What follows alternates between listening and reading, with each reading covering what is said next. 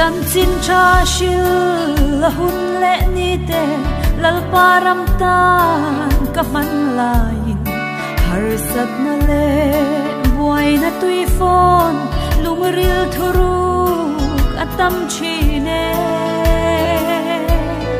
chung lam le pon lam kil tinata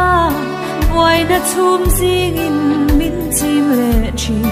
nun chau le lungai rum lain lal param ngai avahan zual chin e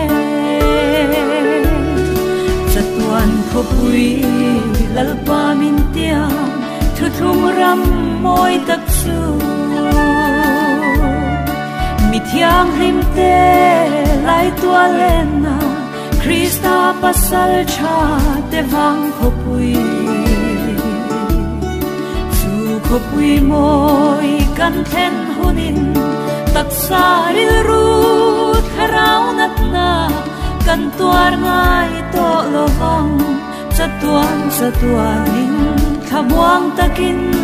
kan la solang Krista isua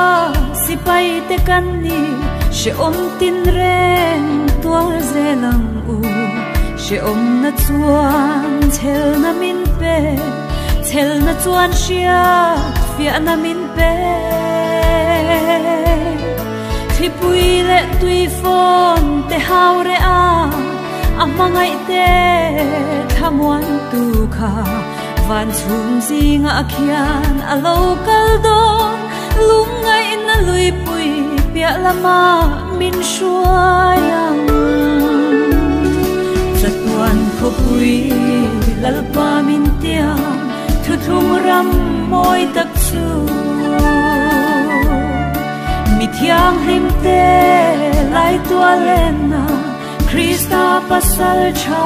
te vang khopui khopui moi kan then hunin taksa ril rut kharau nat na kan tuar ngai to lovang chatuanin thamuang takin kan la solang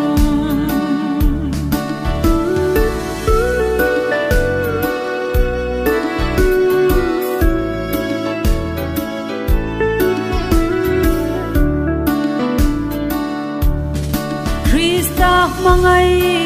na thu cha ro pui be sei na nen ishil zelang mi ta mu thei be sei na zong in ha na tla ating love chung lam malom man sok chu thira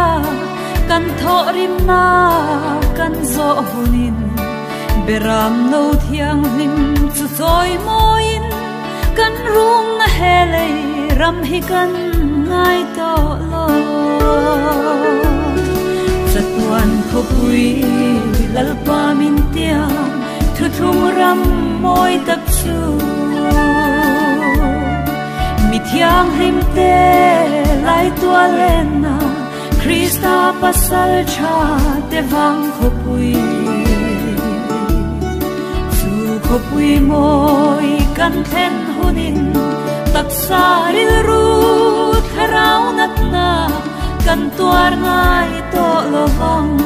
chatuanin thamuang takin kan la solang